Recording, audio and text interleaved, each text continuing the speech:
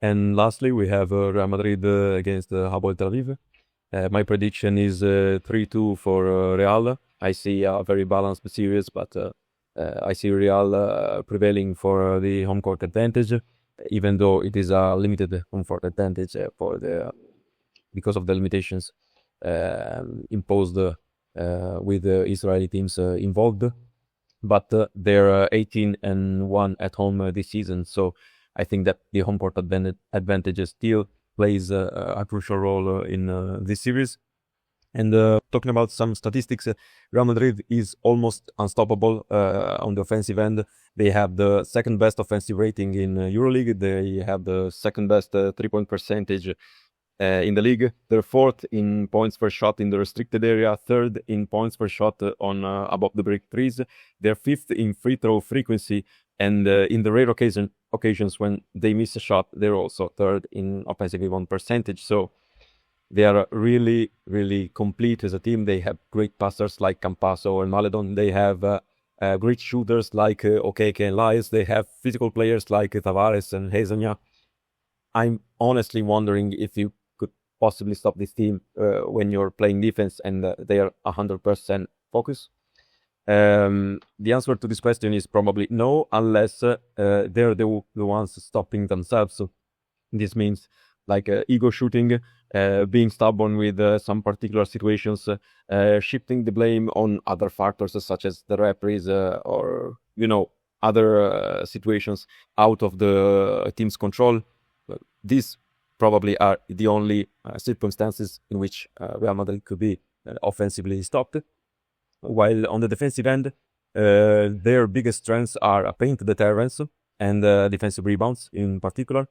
And these two aspects are strictly related to Walter Tavares' presence on the court.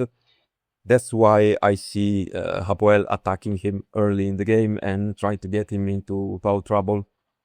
So this way, Real, which don't have a real backup center, as Alex Len won't probably play in these playoffs,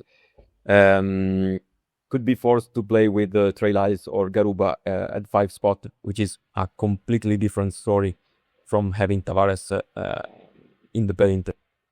And if you also take into consideration that Hapoel has a strong physical and tall center like Daniel Oturu, this could make the biggest difference probably in the series.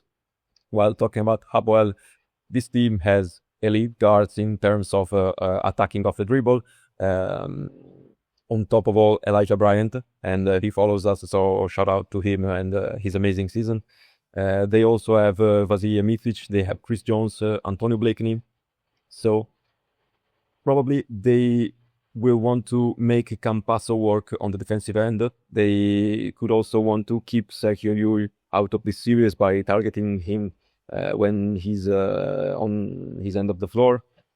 But matchup things don't end here. Real Madrid would probably try to match up Hezonja with a weak defender like Micic by forcing the switch with screens.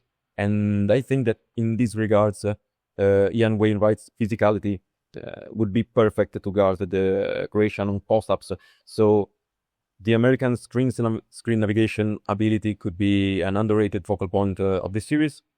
And then the last thing I want to mention about this series is how spectacular will be the coaching battle between Sergio Scariolo and Dimitris Itoudis. They are two of the most successful coaches and probably two of the best basketball minds out there. So I look forward to see many adjustments and many tactical moves, even small ones, since they're so careful about every little detail in their game plans. So I really look forward to see this series. It could be a really spectacular, really balanced one.